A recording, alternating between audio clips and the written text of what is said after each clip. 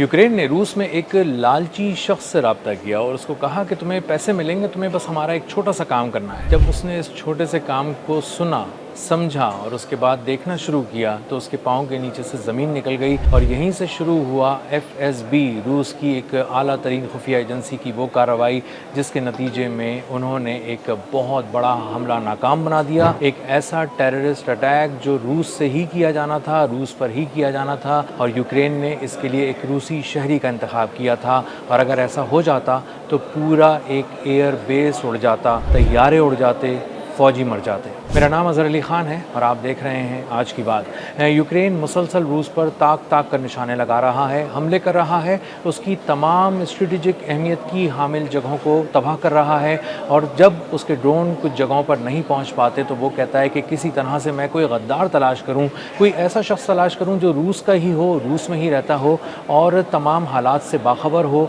किसी एयरबेस के करीब रहता हो। और उसके बाद जब उससे रब्ता किया जाए तो वो बहुत आसानी से अपने घर के करीब एक बहुत बड़ी किसी बेस को, किसी फ़ौजी हदफ को निशाना बना दे और किसी को शक ही ना हो, रूसी फ़ौज सरहदों पर देखती रहे और अंदर से ही उस पर एक हमला हो जाए। इसके लिए यूक्रेनियन जो इंटेलिजेंस एजेंसी है उसने एक रूस के शहरी से रब्ता किया और कहा कि हम तुम्हें बहुत सा इनाम देंगे, बहुत सारा पैसा देंगे, तुम्हें हमारा एक छोटा सा काम करना है, तुम्हें एक फ़ौजी एयरबेस के बारे में हमें इत्तला देनी है। जब उसने फ़ौजी एयरबेस के बारे में इत्तलात उसको देना शुरू की यूक्रेन को, और जो उसके घर से बहुत ही करीब थी, रोस्तोव जो उसका एक रीजन है रूस का, वहाँ पे वो मिलिट्री बेस थी, रोस्तोव एयर बेस, उसके बारे में जब मालूमात देनी शुरू की तो यूक्रेनियंस को अंदाज़ा हुआ कि यहाँ पर तो बहुत ही बड़ी पैमाने पर फ़ौजी नक़्लो हरकत हो रही है और यहाँ पर ख़ासे फ़ौजी असासे एक जगह जमा हैं और अगर इस बेस पे हमला किया जाए और उसको उड़ा दिया जाए तो हम बहुत से तैयारे तबाह कर देंगे, बहुत सारा इक्विपमेंट तबाह कर देंगे और बहुत सारे फ़ौजियों को रूस के हलाक कर देंगे।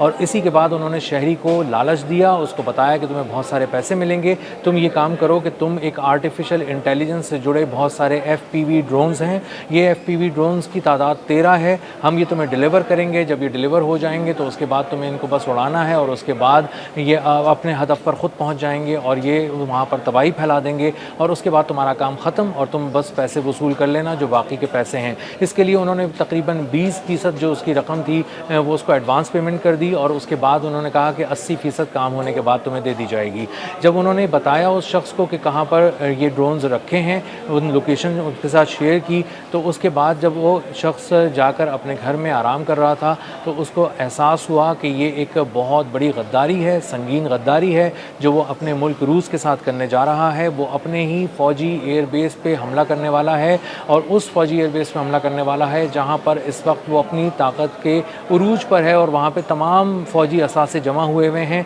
और वहाँ बहुत बड़े पैमाने पर फ़ौजी नक़्लो हरकत हो रही है। 13 के करीब FPV ड्रोन और जो आर्टिफिशियल इंटेलिजेंस टेक्नोलॉजी के ज़रिए ऑपरेट किए जाएंगे वहाँ पर पहुँचेंगे और वहाँ पर अपने अहदाफ को बहुत ही ठीक ठीक निशाना लगाएंगे और उसके बाद पूरे एयरबेस पर तबाही मच जाएगी, पूरी एयरबेस जलकर भस्म हो जाएगी और मेरे वतन के बहुत सारे फ़ौजी इसमें मारे जाएंगे और बहुत सारे असासे जो फ़ौजी असासे हैं वो तबाह कर दिए जाएंगे। इस एहसास ने उसको सोने नहीं दिया और उसके बाद जब वो सुबह उठा तो उसने जाकर फ़ौज से रब्ता किया और फ़ौज को बताया कि मैं हायर किया गया हूँ यूक्रेन की जानिब से एक टेररिस्ट अटैक के लिए जो रोस्तोव के एयरबेस पे होने वाला है और उसके लिए मुझे 13 FPV ड्रोन्स दिए गए हैं जो बारूद से भरे हुए हैं और जो आर्टिफिशियल इंटेलिजेंस से की टेक्नोलॉजी से लैस हैं और ये ड्रोन्स फला मकाम पर रखे हैं। उसने मकाम की निशानदही की, वहाँ पर छापा मारा गया और उसके बाद वहाँ से वो ड्रोन्स बरामद कर लिए गए और यूँ यूक्रेन का एक बहुत बड़ा टेररिस्ट अटैक जो इनसाइड रशिया प्लान किया गया था,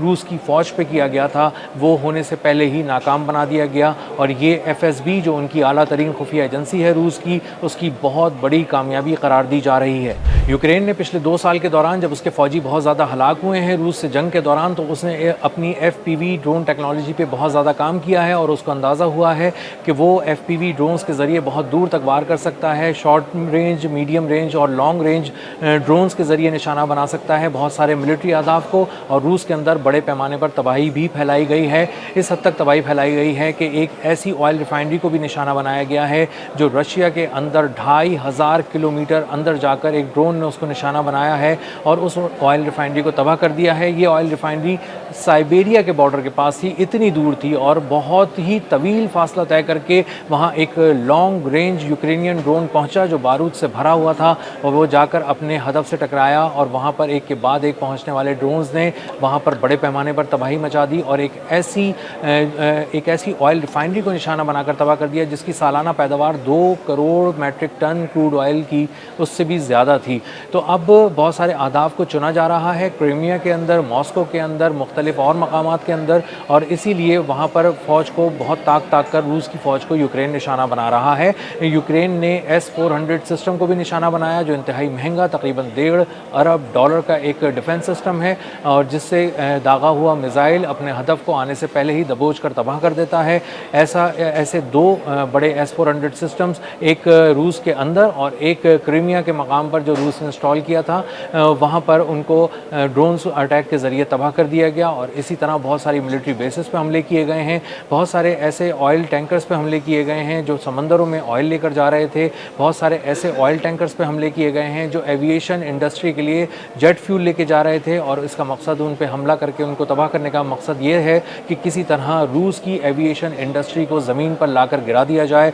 और उसके तैयारे उड़ान ही ना भर सकें और दुनिया को ये पैगाम जाए कि रूस अपने अंदर अपने एविएशन इंडस्ट्री की, अपने लोगों की, अपनी फ़ौज की हिफाजत नहीं कर सकता और उसके असासे यूक्रेन के निशाने पर हैं और एक एक करके उनको तबाह किया जा रहा है। तो यूक्रेन ने जब देखा है कि रूस पे बहुत ही गहरे ज़ख्म लगाए जा रहे हैं, बड़े पैमाने पर उस पर हमले किए जा रहे हैं और उसके जवाब में रूस भी बहुत बड़े बड़े हमले यूक्रेन पे कर रहा है, कीव पे कर रहा है, उसके मुख्तलिफ शहरों पे कर रहा है और उसकी फ़ौज को नाकाबिले तलाफ़ी नुकसान पहुँचा रहा है। तो उसके बाद यूक्रेन अब एक और काम भी कर रहा है कि साथ साथ टेरर अटैक्स भी प्लान कर रहा है और उसके लिए रूस के शहरियों को हायर किया जा रहा है, रकम का लालच दिया जा रहा है और उनको जदीद तरीन ड्रोन्स दिए जा रहे हैं ताकि वो कम फासले से मार कर सकें और उसके बाद जब रूस की फ़ौज सरहदों की तरफ देख रही हो तो उन पर अंदर से ही हमला हो जाए, रूस के शहरी ही रूस के ख़िलाफ़ काम करने लग जाएं। और इस तरह यूक्रेन चाहता है कि वो किसी तरह रूस को अपने घुटनों पर गिराए, लेकिन पुतिन इस बात को बहुत अच्छी तरह समझ चुके हैं और अब बताया जा रहा है कि मॉस्को एक बहुत बड़ा हमला प्लान कर रहा है जो यूक्रेन पे किया जाएगा, उसके मुख्तलिफ